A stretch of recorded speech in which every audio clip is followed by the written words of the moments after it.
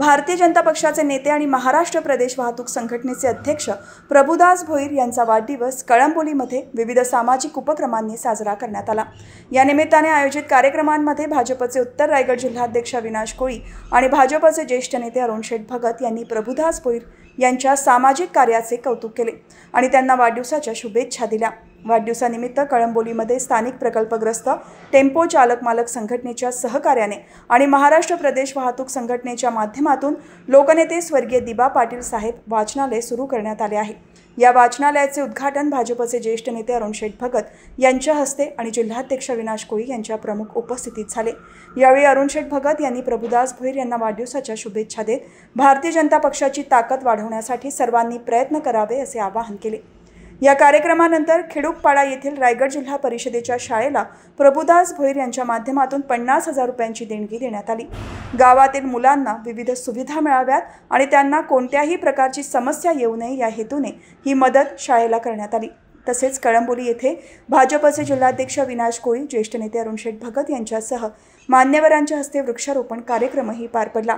या कार्यक्रमावेळी भाजपचे नेरे मंडळ अध्यक्ष भूपेंद्र पाटील, पवन भोईर, नितेश सोलंकी, माजी नगरसेवक रवींद्र भगत, भाजपचे खिडूकपाडा गाव अध्यक्ष शंकुनाथ भोईर, ग्रामपंचायतीचे माजी सदस्य प्रभाकर उलवेकर, माजी अध्यक्ष अमर उलवेकर, मिन्नाथ भोईर, सुजित भगत, भूषण म्हात्रे, रखराम उलवेकर, राम खुडे, टेम्पो नाका अध्यक्ष चंद्रकांत खानावकर, ज्ञानेश्वर पाटील यांच्यासह अनेक पदाधिकारी, कार्यकर्ते आणि मान्यवर उपस्थित होते।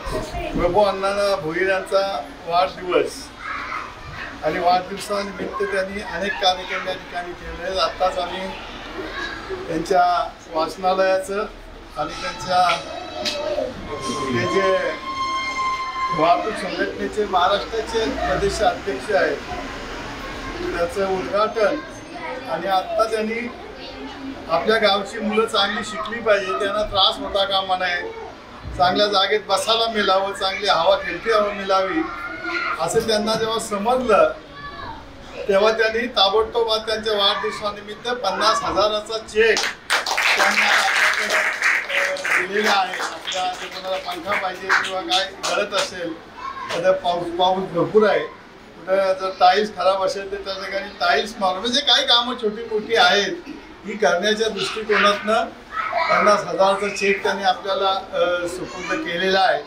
मी प्रभूंना विनंती करतो की आपल्या शाळेसाठी तुम्ही 1-2 लाखाची रक्कम व्याजावर ठेवावी किंवा कमी 1 लाख असली तरी, आणि दरवर्षी त्यांना आपल्या मुलांना पारितोषिक किंवा कोणाला गणवेश नसेल तर त्याला गणवेश अशा पद्धतीने ठेवलं तर तुमच्या आईवडिलांचं नावसुद्धा कायमस्वरूपी या ठिकाणी राहील आणि तुमचं नावसुद्धा या ठिकाणी या शाळेमध्ये दररोज किंवा दर महिन्याला दरवर्षी त्या ठिकाणी तुमचं घेता येईल। म्हणजे व्याजानं सतत या शाळेची सुधारणा होत राहील। तुम्ही जर असं केलं तर तुम्हाला मनापासून धन्यवाद देईन। सर्व शाळा किंवा मुलं तुमची या ठिकाणी खुश राहणार आहेत। म्हणजे लहानापासून त्यांना बहुत वाला आहे की आमचे ज्येष्ठ म्हणजे नेते आणि जे वरचे पार्टीचे आहेत ते आम्ही त्यांच्यापासून वंचित होतो, कारण का आम्हाला आवडे मोठे नेते लेट भेटले ते आमच्यासाठी म्हणजे होतात ते काहीतरी वेळ चांगली आली की माणूस चांगला भेटतो, तसा आम्हाला चांगली वेळ आली म्हणून आम्हाला चांगली माणसं भेटले आणि त्यांच्या शब्दाचा मी 100% आदर करणार आणि त्यांचे शब्द आहे ते माझ्यासाठी आहे ते मी पूर्ण करणार। आणि बघितलं गेलं तर आता बघतो तुम्ही आम्ही एवढे दिवस ज्या पद्धतीने चालवतो कार्यक्रम तुम्ही पत्रकार बनवून सगळं बघतच असतात की आम्ही करत असतो, पण आता आम्हाला मोठा झेंडा आणि मोठा पक्ष भेटला आहे तर आम्हाला कुठं त्याचा मरण भेटणार नाही। आम्ही शाळेला पण संपताना पण आम्ही आश्वासन देतो की तुम्ही शाळा पण लवकर आम्ही साहेबांना सांगून सुधारण्याचा कोशिश करू आणि चांगली बांधून द्यायचा आम्ही प्रयत्न करू। आणि खरं चांगलं बोललं तर आता साहेबांची म्हणजे ही मंडळी एवढी चांगली आहे, दुःखाचे साहेब डोंगरामध्ये कोसळलेली लोक आहेत, यांचं दुःख मला खरं बघवत नाही, पण आता आपल्या सर्वांसाठी खुशीचा वेळ आहे। कारण का आमच्या गावामध्ये पण थोडं मतभेद असायला म्हणजे याही जर या लोकांना बोलवला तर ती लोक नाराज, त्या लोकांना ही लोक नाराज, पण आता सर्व गाव एकच पक्षामध्ये आपल्या समोर येतोय तर आता तोही वाद मिटून जाणार आहे। म्हणजे आपल्या गावामध्ये